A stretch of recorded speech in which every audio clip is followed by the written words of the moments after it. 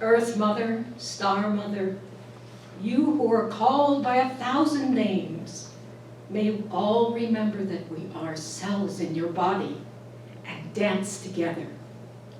You are the grain and the loaf that sustains us each day. Within you, we are born, we grow, live, and die. You bring us around the circle to rebirth. Within us, you dance forever.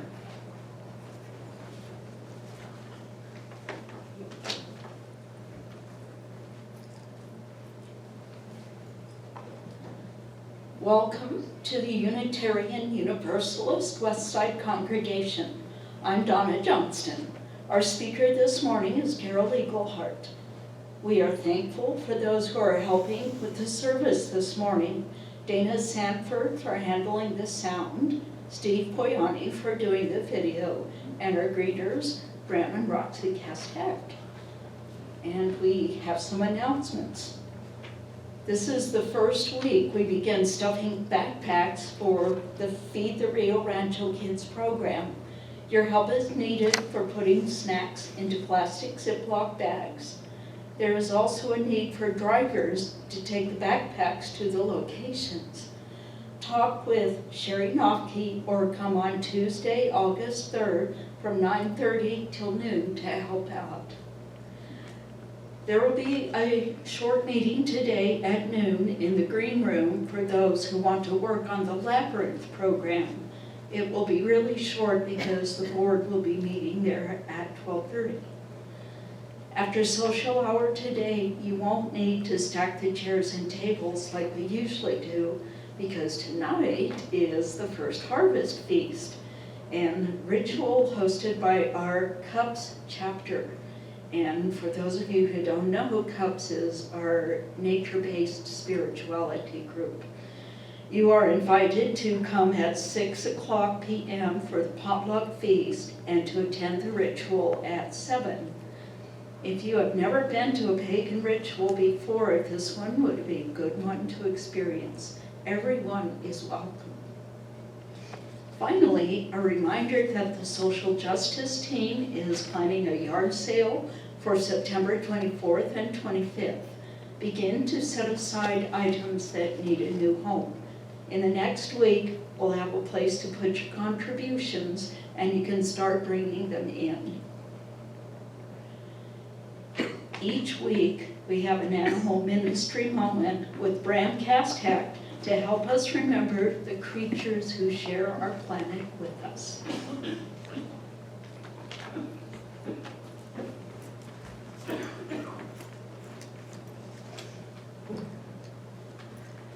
Good morning. Good morning.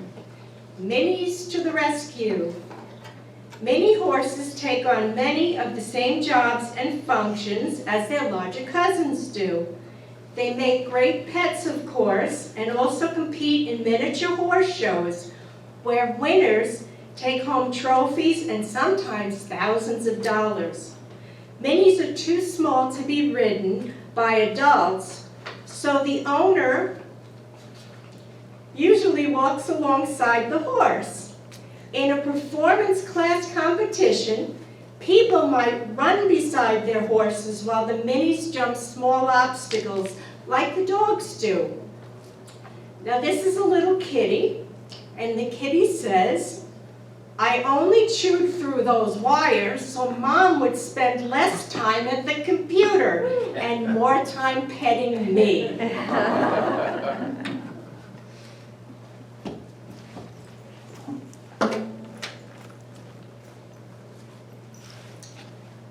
So let's join together in singing We Gather Together, number 349.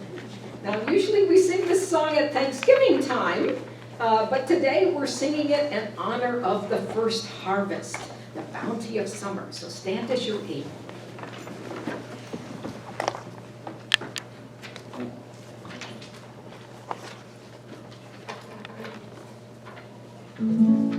We gather together in joyful thanksgiving, acclaiming creation whose bounty we share, both sorrow and gladness.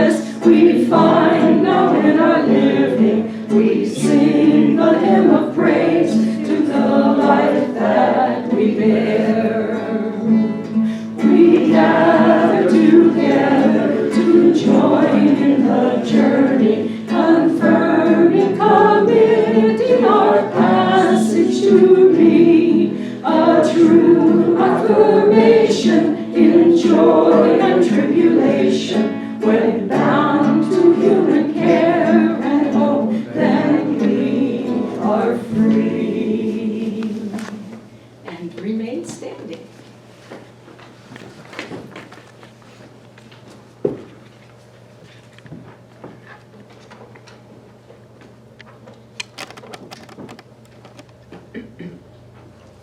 One of our traditions in our Sunday services is to light a flaming chalice.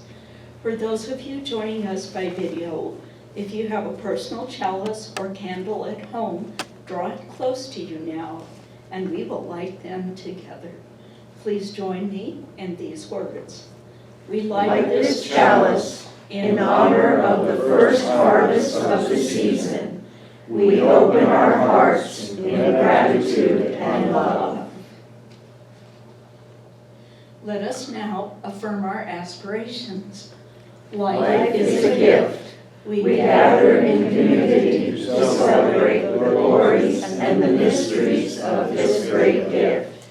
In the light of truth and in the warmth of love, we gather to seek, to sustain, and to share. Love is the doctrine of this congregation. The quest for truth is our sacrament, and service is our prayer. To dwell together in peace, to seek knowledge in freedom, to serve others in community, to the end that all souls grow into harmony with creation. Thus do we covenant with one another. Shalom.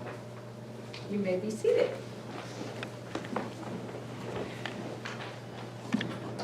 It's time now for our moment of centering. So take a nice deep breath. You might have been rushing around this morning, and this is a time for you to settle in and to find your center. So breathe and pay attention to your breath. Breathing in, breathing out. Breathing in and breathing out.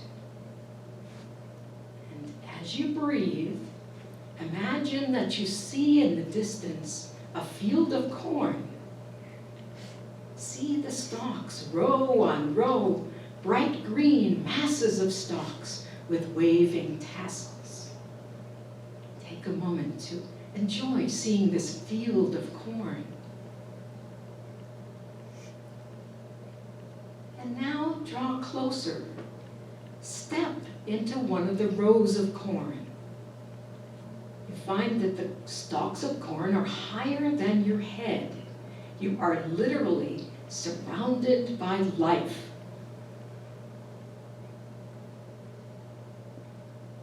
Feel the soil under your feet. Feel the rustle of the corn stalks against your shoulders. Smell the scent of earth and plants warmed by the sun. Touch the leaves with your fingers.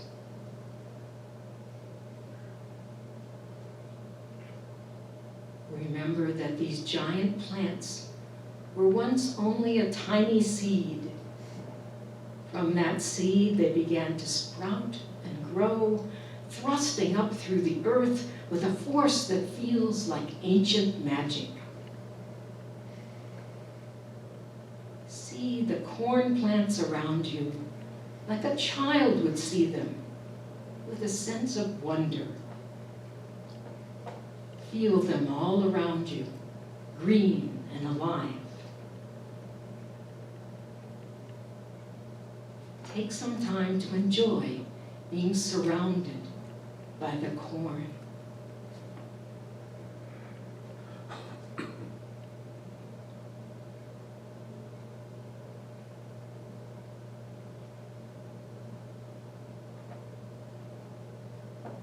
Breathe and come back now to this room, to this time, and to this place. Blessed be. It's now the time for the honoring of the spirits, and we have some people to help us with that.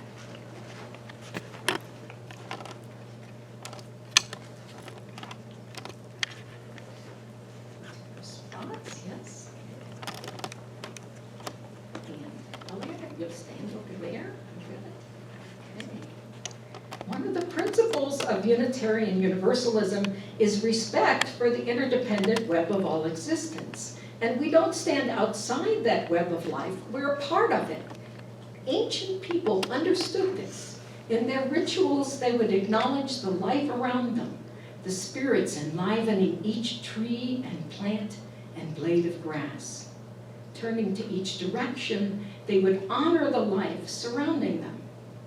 Now, if the word spirit sounds strange to you, and it very well might, just think instead of the tiny atoms whirling around inside the plants, right? Inside every living thing. The people long ago didn't know about molecules and atoms and protons and neutrons, but they were very aware of the life energy of the plants. So today we have baskets of food, part of the bounty of summer. These baskets are surrounding us in each of the 4 directions, reminding us of the life energy all around us. So stand as you're able now, and let's honor that life energy. First, face the east. This corner of the sanctuary is the eastern corner. And let's honor the life energy of an ear of corn, that delicious summer treat. In the east, we honor the spirits of the corn, the golden kernels that nourish our bodies. Say together, spirits of the east, we honor you. Spirits of the east, we honor you. Now turn to that back corner over there, that's the south. And here, we honor the life energy of fresh red tomatoes. In the south, we honor the spirit of those bright red globes that add such flavor to our meals. Say together, spirits of the south, we honor you. Spirits of the south, we honor you. Now turn to the west, that corner of the sanctuary. Here we honor the life energy of grapes. In the west, we honor the purple fruits that bring us juice and wine. Say together, spirits of the west, we honor you. Spirits of the west, we honor you. And finally, turn here to the north, the northern corner of our sanctuary. Here, we honor the life energy of apples. In the north, we honor the spirits of the apples, the crisp fruit that brings sweetness to our lives. Say together, spirits of the north, we honor you. Spirits of the north, we honor you.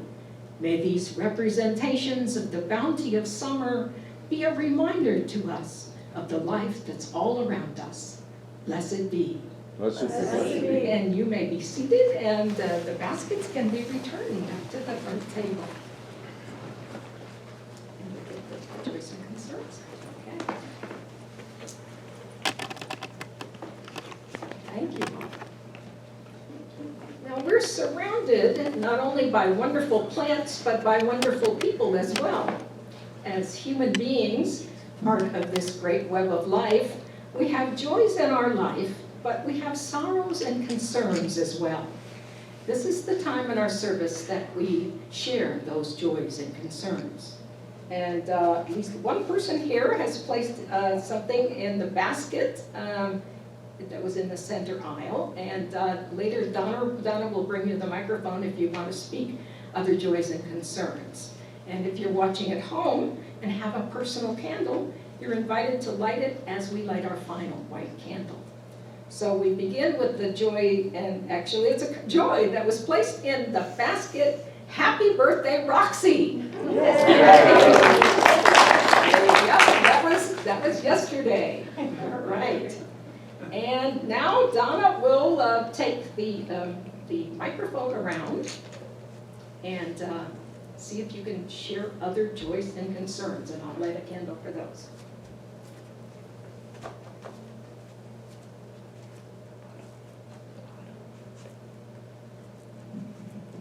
You got it. I just came back from Boise, Idaho, And I was visiting my daughter and my son-in-law, who are fabulous, but her baby should be born any day now. On the 16th, 2 weeks after that, but we're kind of hoping for sooner rather than later. And she's doing really fantastic, and it was a great visit for us. And our beloved son, Samuel, who joined the Air Force in January, and I haven't seen him all this time, has come home for a week before he goes to South Dakota. Yay.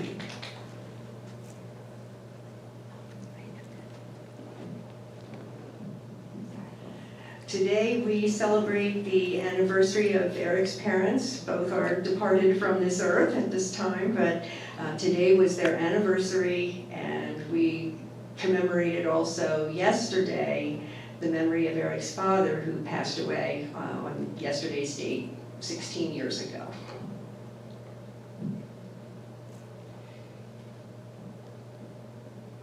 Nope, we have another one. I forgot, it's been a very big month for us. Steve and I celebrated our 31st anniversary last week.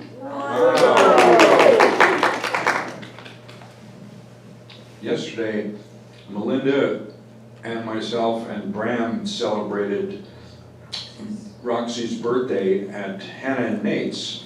We had a glorious time. The food is so good. Oh, Janet over there.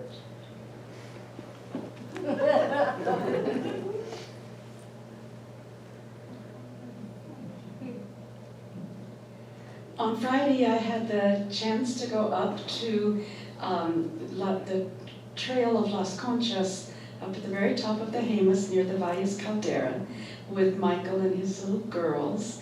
And we had the most beautiful walk. Everywhere you go in the mountains, there are just so many wildflowers.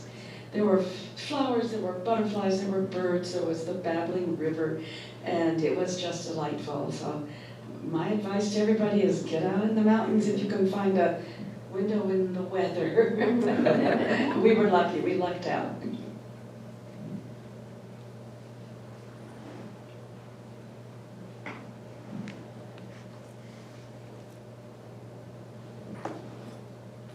Hi, I'm Tom.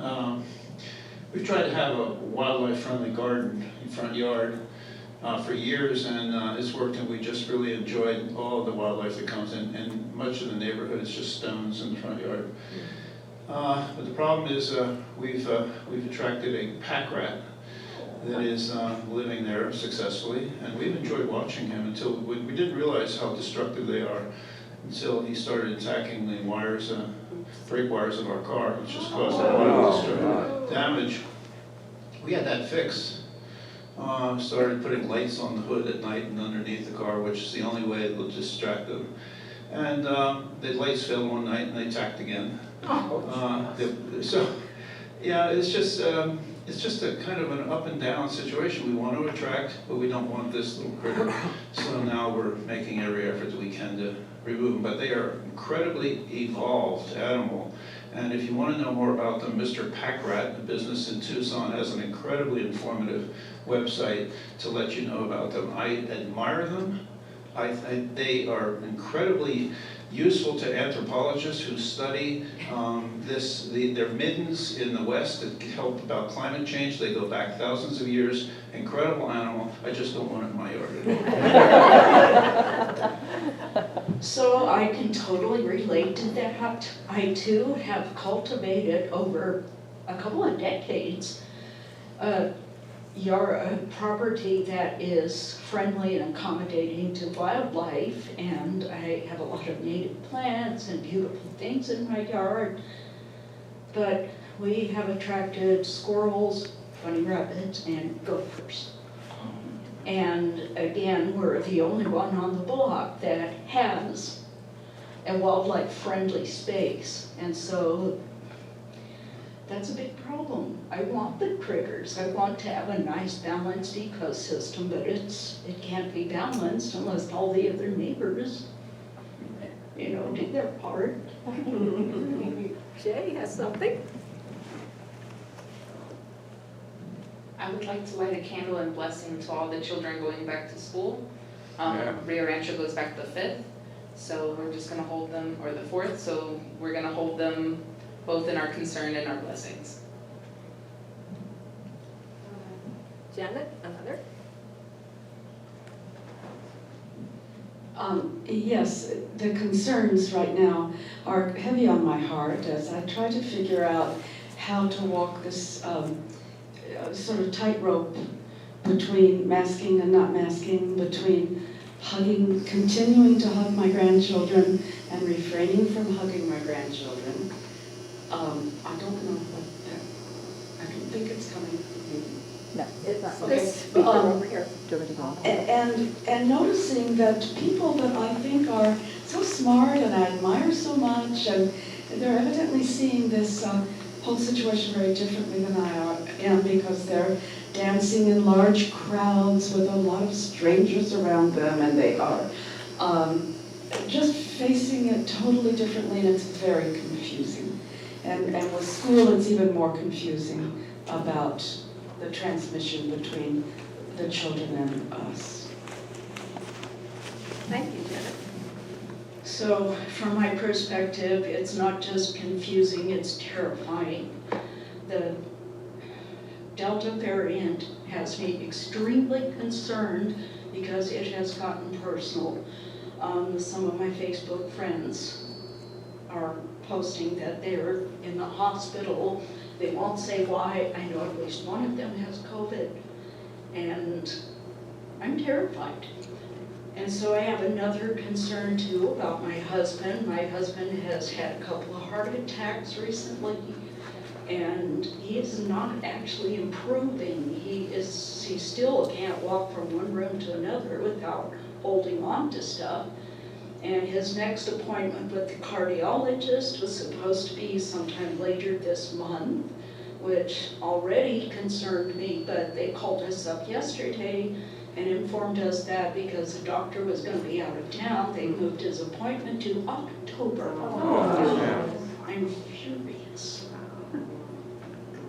Oh, Elliot has something. My animals, especially my dogs, they've been snuggling with me a lot more lately, and it's been making me really happy. And I know it's really small, but it feels really big to me. So on a cheerful note, we have had Cedric, our little black kitty, for 4 years now. And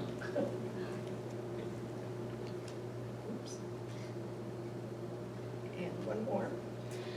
And we'd like one final candle for the joys and concerns that we have left unspoken in our hearts. And the red candle. And the red candle for all the victims of racism and social injustices.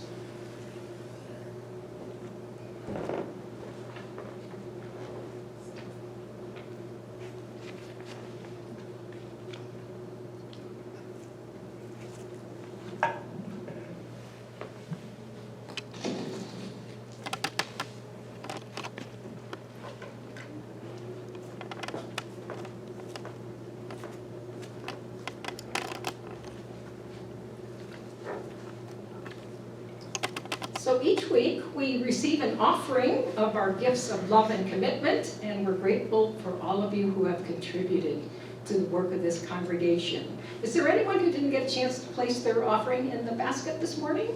Because Bram will bring it to you. Bram will bring it to you right now. Oops.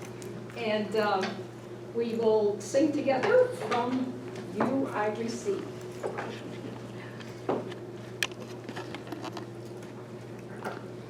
From you I receive, to you I give, together we share, and from this we live. Thank you very much. Now I invite you to stand as you're able and to sing number 207, Earth Was Given as a Garden. And when Tom did his service a couple of weeks ago, we sang it, and now we know it a little bit better, don't we? So let's sing it together.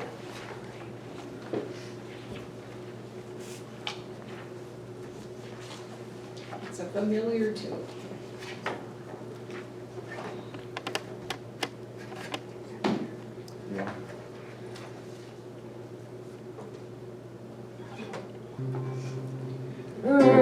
was given as a garden cradle for humanity, tree of life and tree of knowledge, place for our discovery. Here was home for all your creatures, born of land and sky and sea, all created in your image, all to live in harmony. Show to us again the garden where all life flows fresh and free. Gently guide your sons and daughters into full maturity. Teach us how to trust each other, how to use for good our power, how to touch the earth with reverence, then once more we'll eat and flower.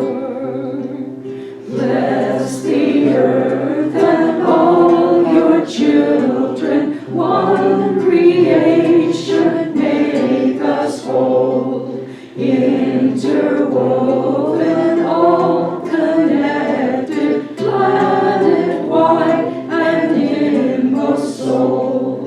Holy Mother, life bestowing, bid our waste and warfare cease.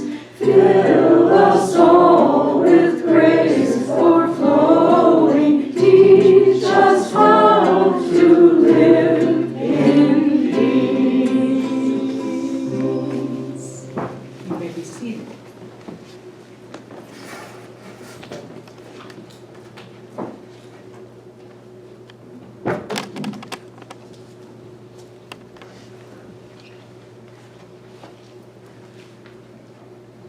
Here is our reading for today.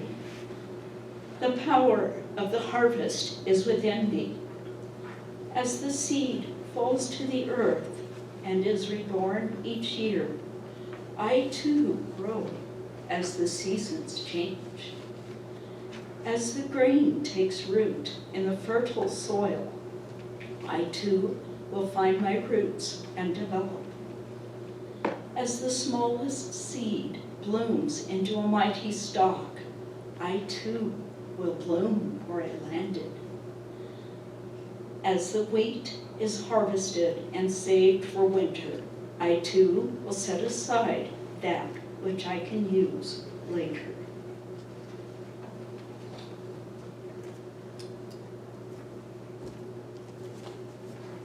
So here we are, August the 1st. Can you believe that?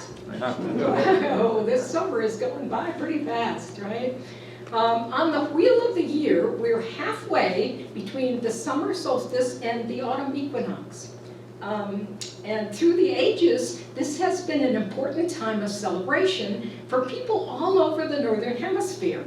It's the time of the first harvest, and sometimes it's been called the Festival of the First Fruits. Now, one name for this celebration is Lammas. Lammas means loaf mass. It originated from the tradition that on August 1st of each year, people celebrated the harvesting of the first ripe grain by blessing loaves made from that grain. Now, it started as a pagan tradition, but it was picked up by the church in England. On August 1st, people would come to church with a loaf of bread that was made from the harvest of the first wheat. And we have a loaf of bread here on our table this morning that Donna just made this morning, brought it in when it was warm. Yes. Now, long ago, July was known as the hunger month. Yeah. Now, that's back when people would store their grain in bins, and it had to last the whole year until the next harvest. So the grain was very carefully doled out because the grain could be made into flour and the flour could be made into bread, which was one of the staples of their diet. They couldn't just run down to Smith's or Albertsons to pick up a loaf, right? Now by July, the grain bins were very low and sometimes they were empty. So no grain, no flour, no bread, and the people went hungry. So the harvesting of the first grain was a really big deal. Once again, there would be wheat to make bread to feed your family. So no wonder there were all sorts of celebrations at this time of year. Now in Russia, there would not only be grain festivals, but the blessing of the beehives, because this is the time when the honey would be ready for gathering. The peasants would make a wreath decorated with ribbons and flowers, and one of the women harvesters would be made the harvest queen, and she would have a crown made of wheat, rye, oats, and wildflowers. Do you love it? Yeah. And there'd be music and dancing, and because it was Russia, they would be drinking vodka, yes. Now in India, in the state of Kerala, there's the Hindu harvest festival called Onam. People would dress up in new clothes and they'd decorate their houses with flowers and they'd have elaborate feasts and food would be given to the poor. That was an important part of the festival. Now, among the Native Americans here on this continent, there would be the green corn ceremony. And some places it was called the Green and Great Peace Ceremony. This kind of festival was celebrated not only by the tribes in the east, like the Cherokee and the Iroquois and the Seminole, but also out here by the Hopi Indians. The beginning of the yearly corn harvest was actually considered a New Year's celebration. You love this? It marked the beginning, a new beginning, right? The people would sweep out their houses, including sweeping out the cook fires, and they'd gather up any old clothing or broken chairs or whatever they had, and they would burn them and replace them with new items for the new year. And the festival would go on for days with certain traditions for each day. For example, some of the tribes, on the second day, the women would dance the ribbon dance. Have you ever seen pictures of the ribbon dance? Yeah, they would attach rattles to their legs so that they had a wonderful beat going, and then they would have sticks that were wrapped with ribbons that they would wave. Now, another place where this time of year was considered the beginning of the new year was Egypt. The goddess Isis was called the mistress of the year's beginning, because it was thought that it was she who caused the Nile River to overflow its banks and bring precious water to the farmlands. It was this inundation of the Great Nile that not only brought the water down, but it brought those alluvial deposits that made the farmlands so rich. So for the Egyptians, it was sort of like the way that we wait through those weeks of really hot, dry weather, and we keep waiting for the monsoons to start. Okay, well, the Egyptians kept waiting and waiting, and finally the waters would come rushing down from the rain in the Ethiopian mountains, and then the Nile would overflow and water those farmlands. And suddenly the dry country was brought back to life. Now, are you familiar with the story of Isis and Osiris? Anybody remember that from any kind of history course? Okay. Osiris was a vegetation god, a corn god. He was the husband of Isis. And it was said that it was Osiris who taught humankind how to plant and harvest grain, and how to make tools, and how to make bread and beer. And meanwhile, Isis was making the wine, okay? She was teaching people how to make the wine. And they ruled Egypt together, and the people were happy. But suddenly, tragedy struck. Osiris had a brother named Set, and Set was very jealous of Osiris. Set was an evil character, the personification of the dry, dry desert. And he decided to murder his brother Osiris. So Set and his followers tricked Osiris into getting into a coffin. I don't know if they were measuring him or what they were doing with this coffin, but anyway, they tricked him into getting there, and when he was lying down, they nailed down the lid, okay? And then they took the coffin and they threw it into the Nile. But even that wasn't enough because the coffin washed up. And so they opened the lid of the coffin and went and chopped up the body into 14 different pieces, right? He was going to make sure that he was really dead, okay? So poor Isis. Isis searched and searched for her husband, and she found the pieces of his body and magically put him back together. And then Isis turned into a great bird. Have you seen pictures of her with wings? Yes, that's where those wing pictures come from. She magically mated with Osiris, even though he was dead, and bore a son named Horus. And if you remember Egyptian art, Horus is depicted as a falcon or as a man with a falcon's head. Now, what's this story about? This story is about the cycles of the crops. The corn god, Osiris, dies, and it seems like everything is lost, but he's magically reborn again in the form of the falcon god, his son Horus. Now, much of this story was later adopted by Christianity. For example, Osiris was a guide to the people, and he was called the Good Shepherd, and he was depicted with a shepherd's crook. How often have you seen pictures of Jesus with this shepherd's crook? Right? Okay. So Osiris died. He was brought back to life. As corn, he fed his people, and he was actually called the resurrection and the life. Oh. Yes, where did you hear that term before? Right? There was even a sort of communion with people eating his body in the form of wheat cakes. Like Mary, Isis was called the star of the sea and queen of heaven. And she brings forth a son that they called the savior of the world, who brings order back into the universe.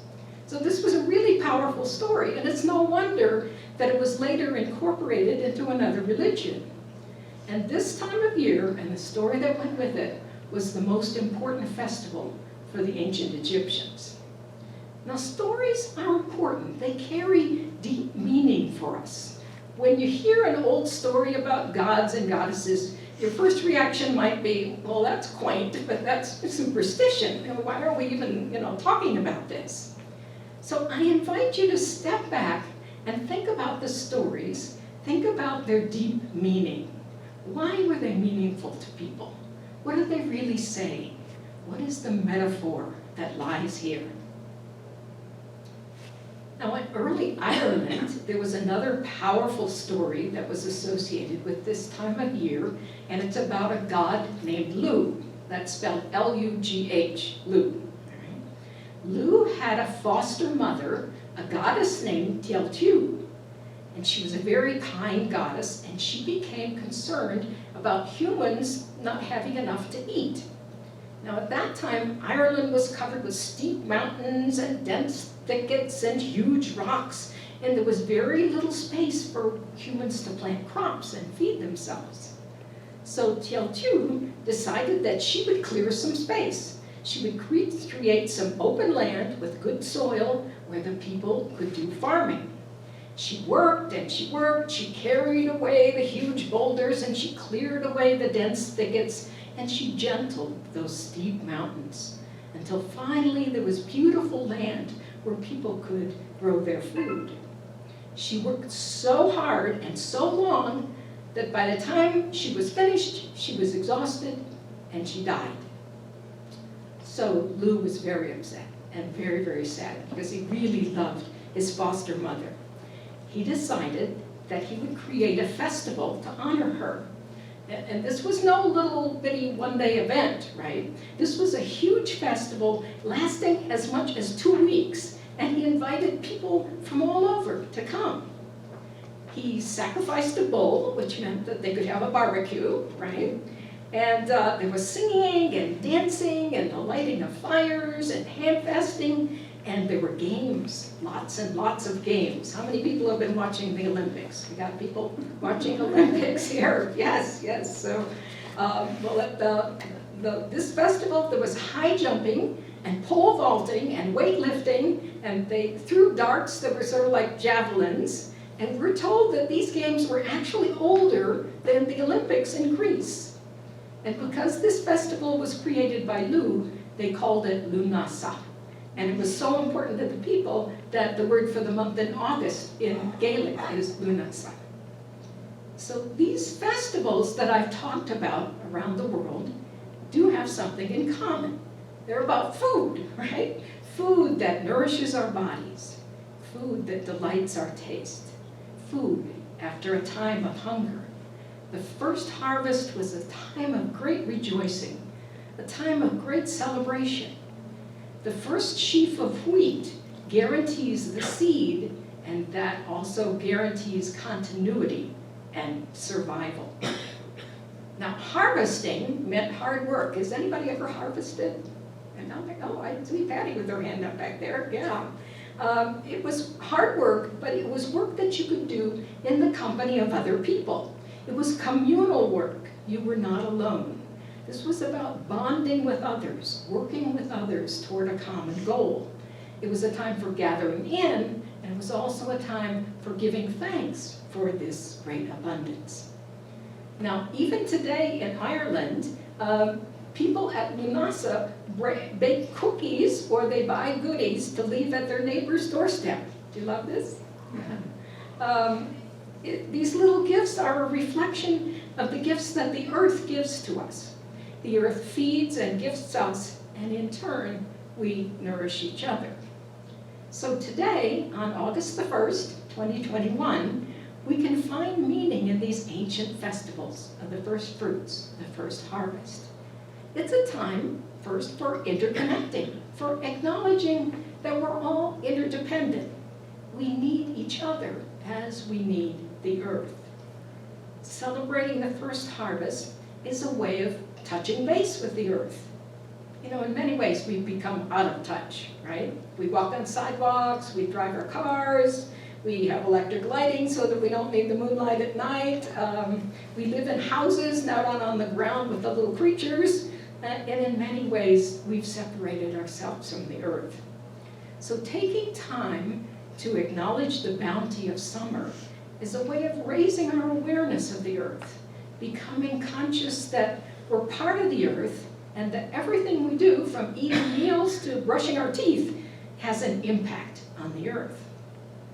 Now, when I was a little girl, my family took me to a baseball game. Other people here that like baseball, I know that Fanny does, he's not here today. So it was my very first baseball game, and I saw the batter hit the ball and then start running around from base to base. Now, by the time he got to second base, the fielder had picked up the ball and thrown it to the second baseman, and the second baseman was just waiting to tag out the batter. And I remember asking, why doesn't he just run around that guy and keep going? As a child, that seemed to make the most sense to me. And I was told that he couldn't go around, he had to touch every base. And the wheel of the year is like that. There's festivals at each part of the wheel. They help us to touch base, to remind us not only of the cycle of seasons, but of the cycles of life. Now, this is especially important now that this planet is feeling so much the stress of human impact. It's important to remember to tread gently on the earth. Now, as Unitarian Universalists, we often live in our heads, right? As if we didn't have any bodies attached. As if we weren't part of this interdependent web of all existence. It's important to think because we're thinking creatures, yes? But it's also important to move, to be alive. So this morning, we're going to do some movement. Now, don't get anxious on me here. We can do it right where we are in the pews, okay? There's a song called Tread Gently on the Earth. And the first line of the chorus is, tread gently on the earth. So for that line, feel the earth with the palms of your hands. Try it. Tread gently on the earth. Okay, got it? Tread gently on the earth. Okay, and the next line is breathe gently of the air. So make a movement of bringing the air to your face where you can bring it in. Breathe it in. Okay, so try that. Breathe gently of the air. Then the next line is lie gently on the water. Now imagine yourself floating, see? Okay, get that feeling of floating. Lie gently on the water. And the final line is touch gently to the fire. Now, imagine it's winter. It's not cold here today, but just imagine it's winter. It's cold and you're warming your hands on a lovely warm fire. Okay? Touch gently to the fire. Okay, we got that? Let's go through it first. Tread gently on the earth. Breathe gently of the air. Lie gently on the water. And touch gently to the fire. Now I'm going to invite you to stand as you're able. We're not going to go anywhere. We're just going to step from side to side, right here where we are in our pews. So step, step, side to side to the music. Okay?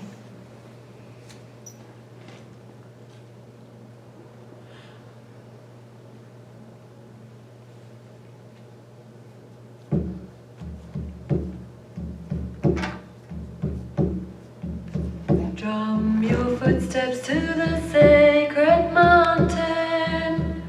Lay down on the bleeding earth and sigh. Breathe the rhythm of the mother sleeping. Listen to her dream, she whispers, come alive. Okay, here we go.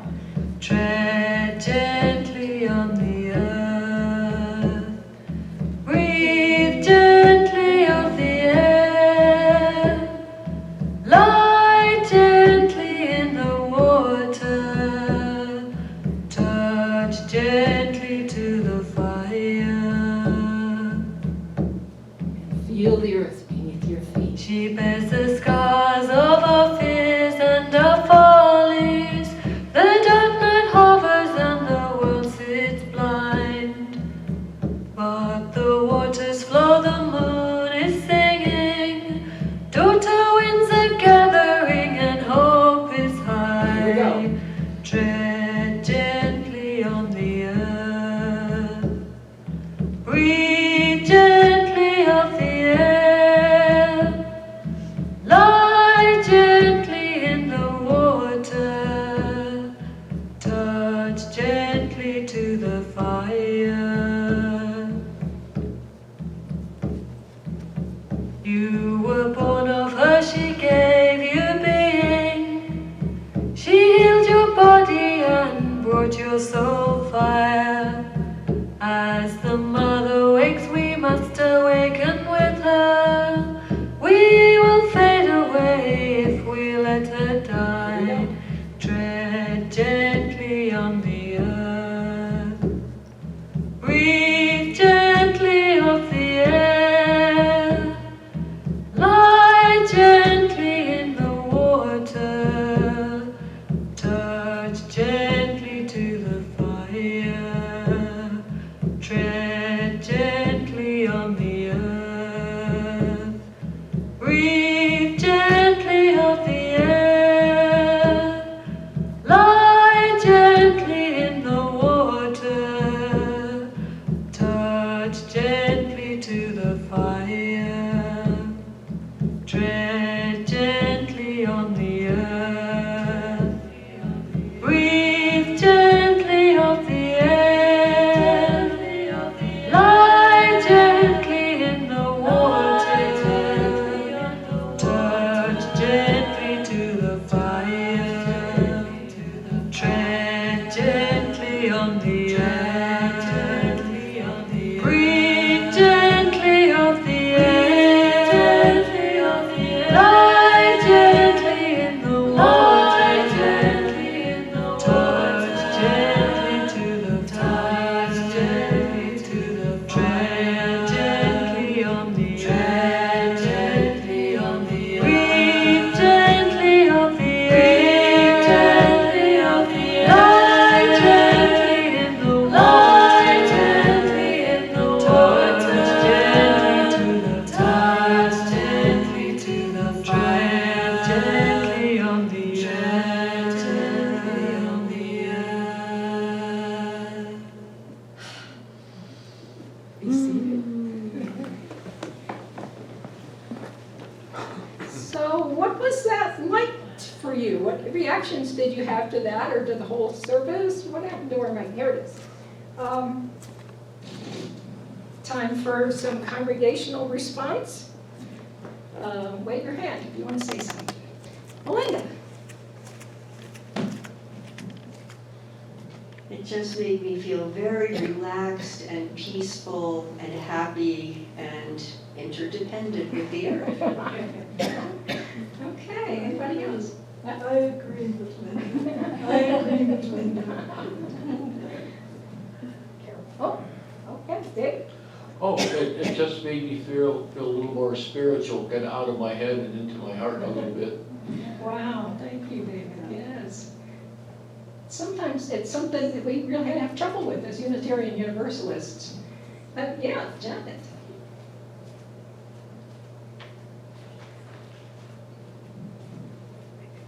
Well, it really tied in with our opening ceremony of saluting, of recognizing the earth and the different directions. You know, when we were walking through the cornfields, I could smell it. I could feel what ear of corn feels like with its leaves on it and that silk on it, and in this I could feel the water holding me up, and so it's really been a lovely experience this morning. Yes, yes. Thanks, Janet. Who else wants to say something? Anybody? About any of the things we talked about, Osiris or Isis or anything else? Yeah, David. Well, the story about Osiris and the parallel with Christianity seems to be a theme that the more you study different religions over time, you see that those parallels all the time. Yeah, it keeps coming up, doesn't it? Yep. Story, so important. Anything else? Yeah. I appreciate the acknowledgement of a spirit greater than us, and as we come together, it creates more. Oh, yes, yes, all right. Yeah, Elliot. I've been sitting here in front of these bright red apples all service, and I love apples, they're my favorite fruit, so now I'm really craving apples. Enjoy it. Now, Now you have an apple. May you never hunger. That's what we say in our ritual. May you never hunger. May you never thirst. Donna? Oh, Donna. So a little bit earlier, I was kind of whining about having to share my space with squirrels and bunny rabbits and gophers, and you know, it's a big problem. They have caused a lot of destruction, but you know, I am reminded that if only all of us would live gently on the earth and share our space with the creatures, you know, they would have habitat everywhere. And when I'm in Wisconsin, or even in certain other neighborhoods around Albuquerque, people have flowers and even vegetables and things growing in the front yards, and they have rabbits, they have squirrels, they have all kinds of creatures. Of course, they have a climate that where it rains a lot and there's much more abundance for the creatures. But we as human beings, there are ways we can do that, and we just need to. Yes, Janet, I remember you and your rabbit issue when you were gardening, right? It was a squirrel this year. Oh, squirrel this year. So I want to talk about corn again, because Corn, I grew up in corn country in north central Missouri. And just the beauty of those cornfields, those rolling hills with corn and wheat and all of that. But one of the important jobs for the teenagers that lived, and I never participated in this, but my cousins did, that lived in corn country, was detasseling. And they would be in a wagon pulled behind a tractor, and there would be, I don't know, maybe 8 of them standing 4 on each side of the wagon, pulling the tassels off that corn. And I always imagined how, I mean, it was hot and sticky and humid, and they complained a lot. But also, everything in that time of my life was so in touch with the land. And everybody had a garden, and nothing ever tasted better than garden-grown tomatoes and green beans cooked with little new potatoes and some bacon, and fresh chicken just killed right there in my grandmother's backyard at the restaurant, and we knew the seasons and everything. We were so in touch with, and I think that's getting to be less among many of us these days. So it's really important to have these kinds of ceremonies where it brings us back into touch. Thank you, Janet. Anybody else?